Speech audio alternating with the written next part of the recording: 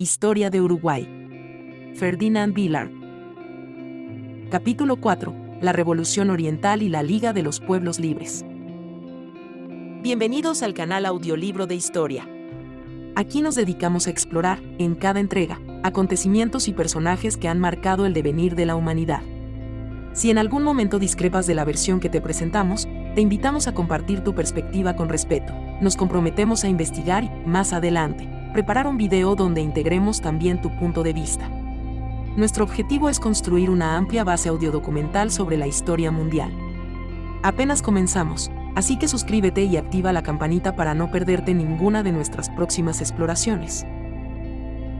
Nos encontramos en el audiolibro de Historia de Uruguay en 10 capítulos. Este es el capítulo 4, la Revolución Oriental y la Liga de los Pueblos Libres. En él, recorreremos los acontecimientos cruciales que tuvieron lugar entre 1811 y 1814, cuando la Banda Oriental emprendió el camino de la independencia. Veremos cómo José Gervasio Artigas y otros líderes orientales se enfrentaron a las fuerzas realistas, cómo se forjaron alianzas con Buenos Aires y, luego, cómo surgió el ideario artiguista que desembocaría en la Liga Federal de los Pueblos Libres. También abordaremos la derrota y exilio de Artigas, y cómo estos acontecimientos marcaron el rumbo de la Banda Oriental, allanando el camino a nuevas disputas que definirían el futuro del territorio.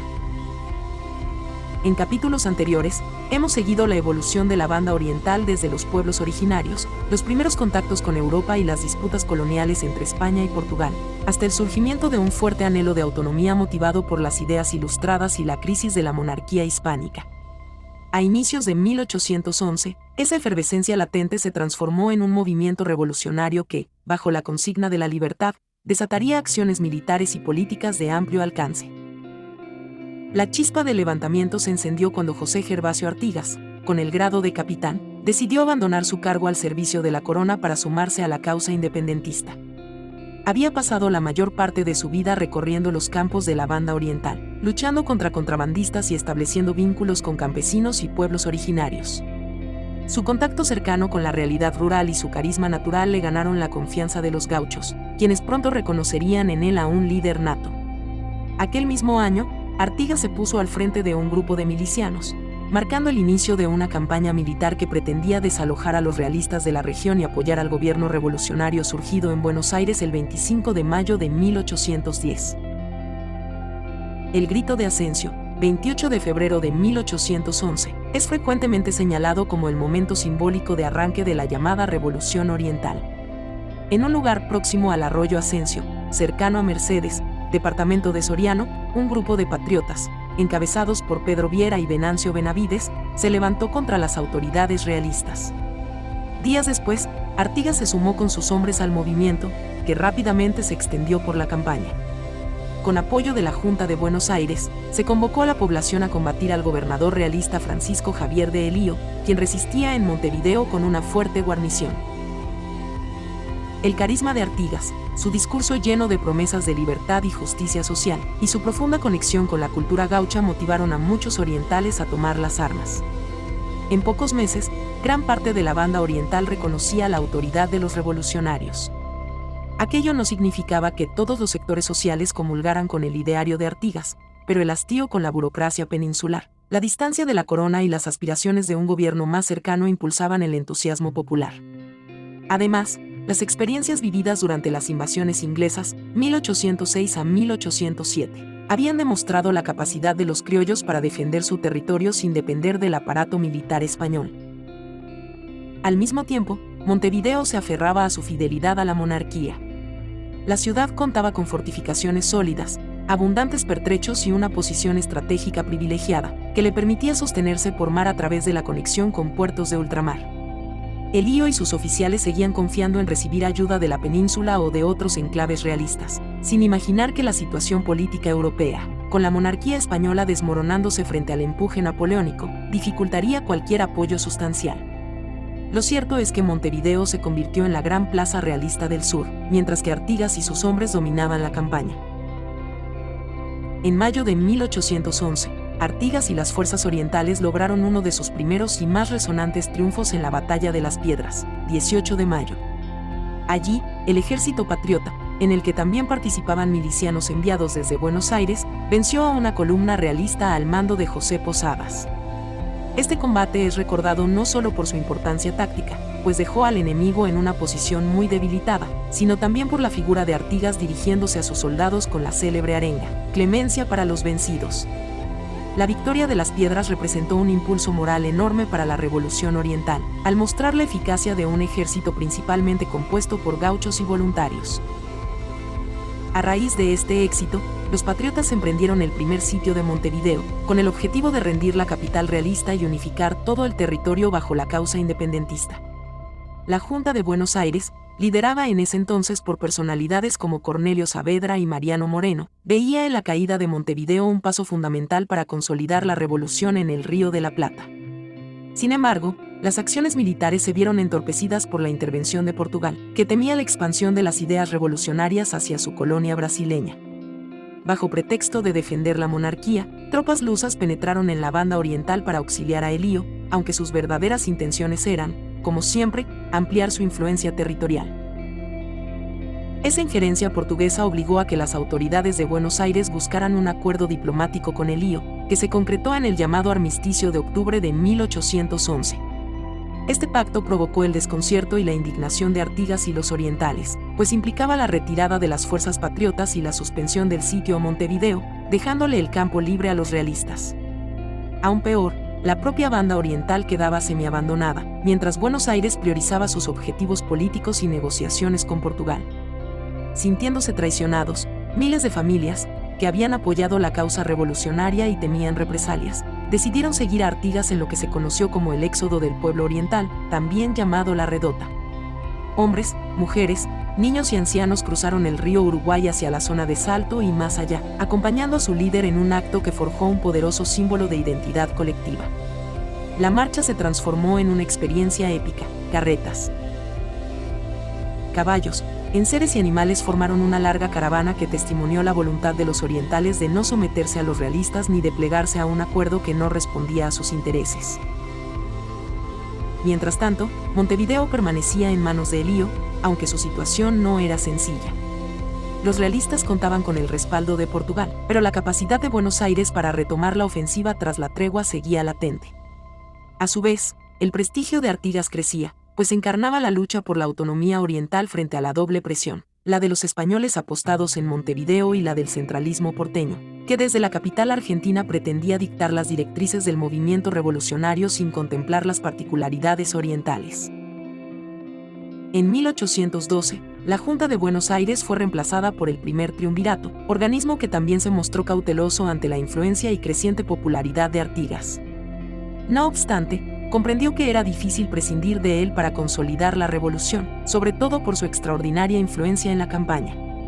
Se reanudaron así las negociaciones y se planteó la idea de un segundo sitio de Montevideo, que arrancó en 1812 y se prolongó hasta 1814, cuando finalmente la plaza realista capituló ante las fuerzas patriotas dirigidas, entre otros, por José Rondeau y secundadas por tropas orientales comandadas por Artigas.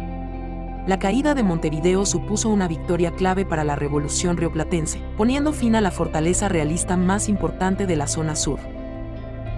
Sin embargo, la alegría de la victoria resultó efímera para los orientales.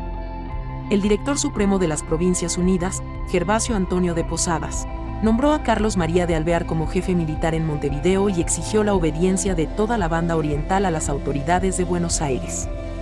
Para sorpresa e indignación de Artigas, la ciudad recién tomada no fue entregada a los orientales, sino que pasó a depender de la administración porteña.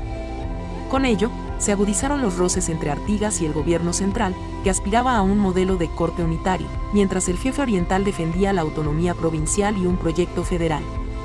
Así, en vez de coronar la unión, la victoria sobre Montevideo abrió un nuevo conflicto: la confrontación política y militar entre los centralistas de Buenos Aires y los federales que se agrupaban bajo el liderazgo artiguista. En plena puja con Buenos Aires, Artigas dio forma a lo que se conocería como la Liga de los Pueblos Libres, organización que incluía a provincias como Entre Ríos, Corrientes, Santa Fe y Córdoba, además de la banda oriental. En la práctica, esta confederación planteaba una alternativa a la autoridad del directorio porteño y buscaba una estructura política que garantizara la soberanía de las regiones. oponiéndose al centralismo que pretendía imponer la élite de Buenos Aires. La base ideológica de la Liga estaba inspirada en parte por los principios ilustrados de autonomía y por la experiencia de cada provincia, que deseaba regir sus asuntos sin injerencias externas. Para legitimar este proyecto, Artigas organizó congresos y, en 1813, promovió las llamadas Instrucciones del Año 13, un documento que sentaba las bases del federalismo y la independencia absoluta de España, y que también cuestionaba la tiranía de los criollos centralistas de la antigua metrópoli virreinal. Mientras la Liga de los Pueblos Libres se afianzaba, emergieron tensiones concretas con la dirigencia porteña, encarnada en hombres como Alvear y Rivadavia. La disputa no era solamente ideológica, sino también económica. Las aduanas y el comercio pasaban por Buenos Aires, que buscaba mantener un monopolio de facto sobre la exportación de productos y el cobro de aranceles. Para la banda oriental y las provincias litoraleñas, aquello significaba un sometimiento que recordaba en parte la rígida estructura colonial. Así, Artigas defendía la libertad de comercio y la apertura de otros puertos, especialmente los del litoral, para no depender del humor o los intereses porteños.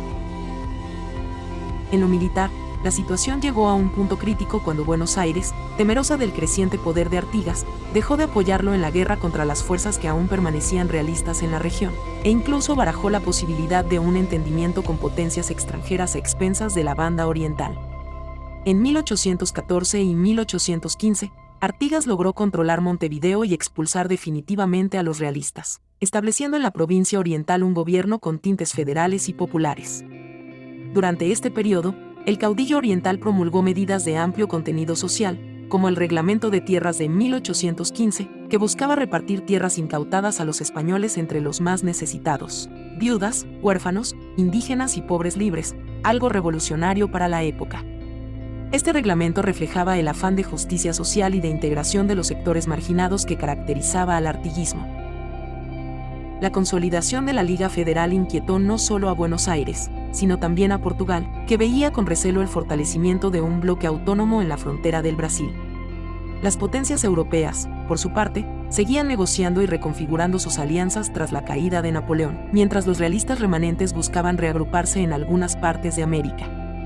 Fue en este contexto que, aprovechando la fractura interna entre los patriotas, las tropas portuguesas, apoyadas por la corte de Río de Janeiro, que se había instalado allí desde la huida de la familia real portuguesa de la península ibérica en 1807, emprendieron una invasión sobre la banda oriental entre 1816 y 1820, con el objetivo de imponer el orden y cercenar el influjo revolucionario que amenazaba extenderse. Artigas resistió valientemente, pero se encontró rodeado por una doble ofensiva. Por un lado, los portugueses, futuros brasileños, y por otro, los porteños, que no colaboraron para frenar la invasión e incluso establecieron acuerdos con Portugal que les resultaban convenientes a ellos pero demoledores para la autonomía oriental. En medio de estas presiones, algunas provincias que antes seguían a Artigas se alejaron de la Liga Federal para buscar entendimientos con Buenos Aires. De esta manera, el caudillo fue quedándose aislado, sin el apoyo que necesitaba para enfrentar la fuerza militar portuguesa, muy superior en número y recursos. La derrota final de Artigas se consumó en 1820, cuando en la batalla de Tacuarembó sus hombres fueron vencidos por las fuerzas luso-brasileñas. Con su ejército dispersado y sin aliados sólidos, el líder oriental emprendió la retirada hacia la región de Misiones, intentando reorganizar la resistencia. Sin embargo, la suerte ya estaba echada. Sus antiguos lugartenientes, como Francisco Ramírez y Estanislao López, habían pactado con Buenos Aires, y la banda oriental caería bajo la ocupación portuguesa, convirtiéndose luego en la provincia cisplatina. En esa encrucijada, Artigas se vio forzado a exiliarse en Paraguay, donde el dictador José Gaspar Rodríguez de Francia le otorgó una residencia vigilada, impidiendo su participación en la política local o continental. Allí viviría apartado durante más de 30 años, hasta su muerte en 1850, sin volver a ver su tierra natal. Las consecuencias inmediatas de la derrota y exilio de Artigas para la banda oriental fueron enormes. Si bien el líder desapareció de la escena, su ideario, basado en el federalismo, la justicia social y la participación popular, persistió como referente y semilla de identidad oriental. La ausencia de Artigas y la ocupación portuguesa dieron paso a una nueva fase de la historia uruguaya, la anexión de la banda oriental al Reino de Portugal, después Reino Unido de Portugal, Brasil y Algarve, y el surgimiento de nuevos movimientos emancipadores que, a la postre, desembocarían en la independencia formal del territorio en 1828. Las pugnas entre centralismo y federalismo, la reivindicación de la autonomía oriental y la figura de Artigas como defensor de los más humildes se convirtieron, con el tiempo, en claves de la memoria colectiva uruguaya. Así concluye este capítulo 4, la Revolución Oriental y la Liga de los Pueblos Libres, que cubre un periodo decisivo en la formación de la identidad uruguaya. Vimos cómo la banda oriental pasó de luchar contra la monarquía española a enfrentarse al centralismo porteño y, luego, a resistir la invasión portuguesa, en un proceso complejo e intenso. También nos asomamos a la grandeza y las limitaciones del proyecto artiguista, que planteó una visión alternativa de organización política basada en el federalismo y la justicia social. El desenlace, la derrota militar y el exilio de su líder, no significó el fin de las aspiraciones orientales, sino más bien el preludio de nuevas confrontaciones que marcarían el futuro del territorio. En el próximo capítulo, abordaremos la ocupación brasileña y la Guerra de la Independencia, que va de 1817 a 1828. Conoceremos cómo se conformó la provincia cisplatina bajo la tutela del Reino Unido de Portugal, Brasil y Algarve, y cómo los patriotas orientales continuaron su lucha emancipadora. Asimismo, veremos la firma de la Convención Preliminar de Paz en 1828, documento que consagró el nacimiento del Estado Oriental del Uruguay. Te invitamos a acompañarnos en esta apasionante travesía por la historia de un pueblo que, pese a los embates de potencias vecinas y conflictos internos, perseveró en su camino hacia la construcción de una nación libre y soberana. Gracias por tu compañía en este recorrido. Recuerda suscribirte a nuestro canal, dejarnos tus comentarios con respeto y compartir cualquier perspectiva alternativa que desees aportar. Seguimos ampliando nuestra base audiodocumental de la historia mundial, y estaremos encantados de integrar tu punto de vista en futuras reflexiones. Nos vemos en la siguiente entrega del audiolibro de Historia de Uruguay,